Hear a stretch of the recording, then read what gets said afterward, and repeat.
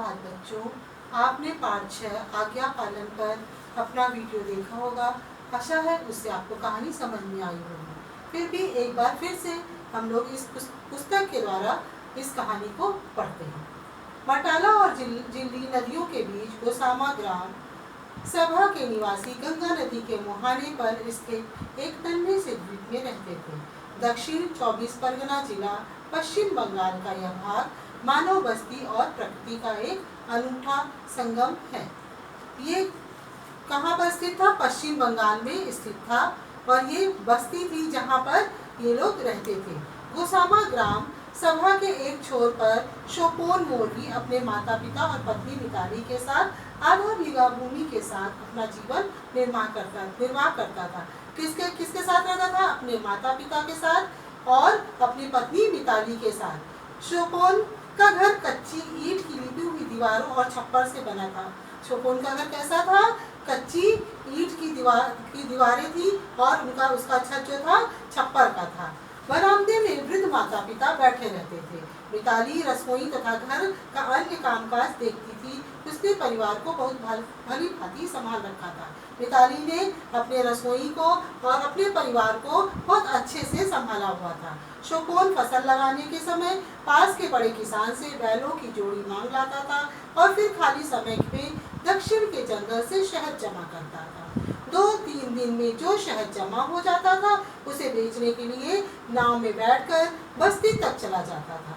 कभी कभी समय मिलने पर बस में बैठकर कैनिंग तक चला जाता था, जहां उसकी बड़ी बहन मिंती अपने पति के साथ शहर में रहती थी। मिंती के पति स्नेहाशीष मुर्मू वहां के स्थानीय निकाय में काम करते थे। शोपोन क्या करता था? फसल लगाता था। तो जब फसल लगाता था तो वो इतना अमीर नहीं था कि उसके पास बैल हो, इसलिए वो अपनी खेती करने के लिए बड़े लोगों से बैल मांग कर लाता था।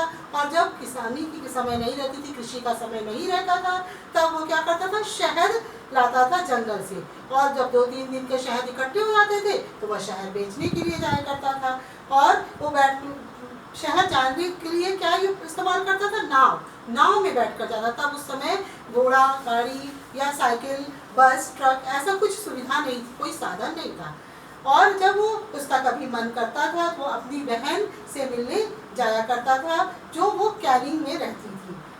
उसके पति का नाम स्नेहाशीष था। शोपोन खुशहाल और अच्छे स्वभाव का व्यक्ति था। एक बार दुर्गा पूजा के समय उसके वृद्ध माता पिता ने दुर्गा पूजा मेले में जाने की इच्छा व्यक्त की। वह गोसाबा बाजार से सामान ढोने वाला रिक्शा मांग कर ले आया और उस पर अपने वृद्ध माता पिता और पत्नी को बिठाकर दुर्गा पूजा के मेले का भरपूर आनंद लिया। शोपान कैसा व्यक्ति था? बहुत अच्छा इंसान था, खुशहाल था, उसका स्वभाव बहुत अच्छा था। एक बार उसके वृद्ध माता पिता ने कहा कि हमें दुर्गा पूजा देखने जाने का मन है। आप लोग भी दुर्गा पूजा देखने जाते होंगे, है ना? तो उनके माता पिता का भी उसी तरह से दुर्गा पूजा देखने की इच्छा हुई। तो वो उस समय तो कोई व्यवस्था थी नहीं, तो वो क्या किया? जो सामान ढोने वाली गाड़ी होती है उसको बाजार से ले आया और उसने अपने वृद्ध माता पिता को बिठाकर और अपनी पत्नी को बिठाकर मेला घूमने लेकर गया। कुछ महीने बाद जब धान की फसल पकने में समय था और शोपोन हाथ में झोला लिए कंधे पर रस्सी और कमर में बंधी हंसिया के साथ शहद जमा करने नाव में सवार होने जा ही रहा था, उसने अपने पड़ोसी फेलू को अपनी ओर भागते हुए देखा। फेलू चिल्लाया, शोपोन शोपोन, नाव से उतरो, तुम्हारे बाबा। शोपोन का रक्तचाप जैसे स्थिर हो गया। कुछ महीने धान जो उसकी फसल उसने जो बोई थी उसको पकने में कुछ समय था, तो वो क्या करता था? जब वो खेती नहीं करता था, खेती नहीं करने काम नहीं रहता था, तो उस समय वो क्या करता था? जंगल जाता था शहद लाने के लिए। तो उसी तरह से उस दिन भी वो शहद लाने के लिए जा रहा था। अभी नाव पे बैठा ही था कि फेलू उसका पड़ोसी था जो दौड़ता दौड़ता आया और जोर जोर से चिल्लाकर बोला, शोपोन शोपोन, तुम्हारे बाबा। मतलब वो इतनी तेज से बोला कि उसका क्या हुआ? रक्तचाप, ब्लड प्रेशर एकदम रुक गया, वो डर गया। इसका अभिप्राय क्या है कि वो डर गया।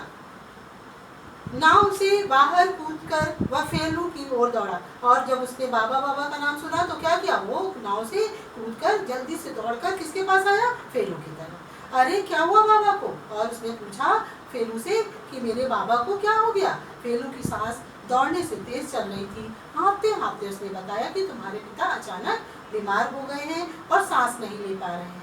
उसने हफ्ते हफ्ते बताया कि एकाएक तुम्हारे पिताजी बीमार हो गए और उनको सांस लेने में दिक्कत हो रही है। शोपोन फेलू के पीछे छोड़कर दौड़ा। वो उसको घर पहुंचने की इतनी जल्दी थी कि उसने फेलू का ध्यान ही नहीं दिया और कस के तेज से दौड़कर वो आगे निकल गया। घर में पड़ोस के लोग और वैद्य जी खड़े थे। शोपोन के पिता बरामदे में पड़े थे और बहुत तेजी से सांस ले रहे थे। शोपोन को देख वह बड़ी कठिनाई से बोले, मैंने मिनती से वादा किया था कि मेरे बाद आधा खेत उसे मिलेगा। शोपोन तुम उसे दे देना। और जब शोपोन को उनके पिताजी ने देखा तो उन्होंने कहा शोपोन से कि मैंने तुम्हारी बहन मिनती से वादा किया है कि मेरे बाद उसे भी आधा खेत मिलेगा, उसे भी उसका हिस्सा मिलेगा। ये कहने के बाद उनके प्राण निकल गए। इससे पहले कि शोपोन को प्रतिक्रिया करता, बाबा ने प्राण त्याग दिए। घर गांव में शोक फैल गया। पिता के अंतिम संस्कार के लिए मिनती और उसके पति भी आए। कौन कौन आया?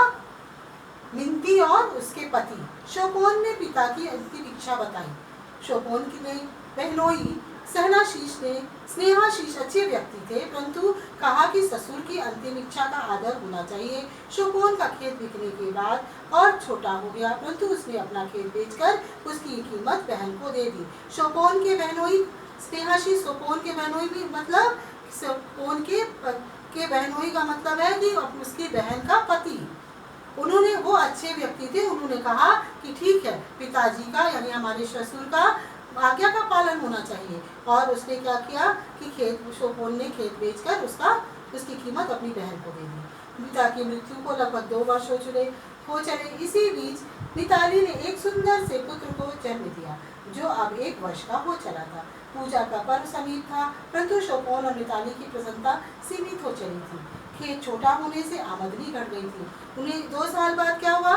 मिताली के यानी शोपोन के एक पुत्र हुआ और पूजा का समय, यही दुर्गा पूजा का वक्त फिर आ गया और मिताली और शोपोन की प्रसन्नता क्या हुई? एक सीमित हो गई, दायरा उसका कम हो गया क्योंकि उनके पास पैसों की कमी हो गई, उनको आर्थिक तंगी हो गई। खेत छोटा होने से उनकी आमदनी घट गई। शहद का कारोबार भी कुछ ठंडा था। वह साहूकार का ऋण भी नहीं चुका पाया था। उसने जो साहूकार से ऋण लिया था, जो उसने कर्ज लिया था, वह वो भी नहीं चुका पाया था। माँ का स्वास्थ्य भी ढीला था। एक दिन शोपोन जब शाम को घर लौटा तो मिताली ने कहा, तुम मिनती दीदी के पास जाओ, हो सकता है वह हमारी सहायता करे। शोपोन बहुत परेशान था। तब उसकी पत्नी मिताली ने कहा कि तुम अपनी बहन मिनती के पास जाओ, हमारी मिनती दीदी के पास जाओ, हो सकता है वह हमारी कुछ सहायता करे। यह सुनकर शोपोन को गुस्सा आया। वह अंदर जाकर लेट गया। देर रात उसे नींद नहीं आई। वह जागता रहा और मिताली के सुझाव पर सोचता रहा। वह रात भर सो नहीं पाया पर मिताली की बातों को सोचता रहा। अगले दिन तैयार होकर उसने मिताली से कहा, तुम शायद ठीक कह रही थी, मैं आज पोर्ट कैनिंग जाऊंगा। पोर्ट कैनिंग में कौन रहता था? उसकी बहन, शोपोन की बहन मिनती रहती थी और जीजा से बात करूंगा। मिताली ने कुछ शहद और सामान बांध दिया। जब हम लोग किसी के घर जाते हैं तो कुछ उपहार लेकर जाते हैं। उस समय में तो उपहार के रूप में क्या रहता था? जो घर में सामान होता था वही एक दूसरे को उपहार के रूप में दिया जाता था। और मिताली के पास क्या था? शहद था और कुछ और सामान रहा होगा। शोपोन सामान लेकर निकल पड़ा। संध्या होने से पहले वह मिनती के घर पहुंच गया। रात को खा पी कर शोपोन सोने चला गया, पर अपनी बात को कहने का साहस जुटा न पाया। उसे संकोच लग रहा था कि अपनी बहन से मैं क्या कहूँ और कैसे कहूँ।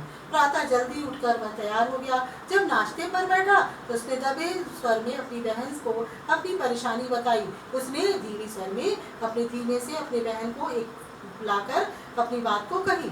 मिनती ने आश्वासन दिया कि अपने पति से बात करेगी। मिनती ने उसे ढांढस बंधाया, उसे भरोसा दिलाया कि मैं अपने पति से इस बारे में बात करूंगी।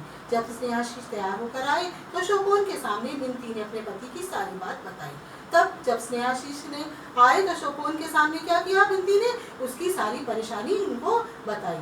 सारी बात सुनकर वो मुस्कुराए और बोले, चिंता क्यों करते हो? अपने पिता की अंतिम इच्छा का आदर करने वाले व्यक्ति को तो ईश्वर ही वरदान देते हैं। देखा बच्चों, जो अपने माता पिता की बात का आदर करता है, उनका पालन करता है, उसको क्या होता है?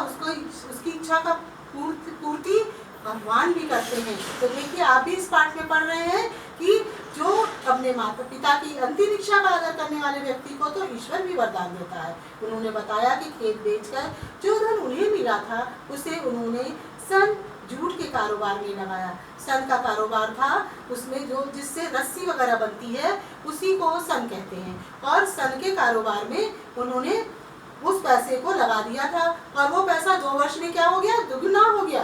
दोपहर को बैंक जाकर स्नेहाशीष सारा धन ले आए और शोपोन को सौंप दिया। शोपोन उनके पैरों पर गिर पड़ा और क्षमा मांगने लगा। स्नेहाशीष ने उसे उठाकर गले से लगा लिया और कहा, बस बस, माता पिता की सेवा करना और आज्ञा पालन करना तो कोई तुमसे सीखे। आपको कहानी समझ में आई बच्चों?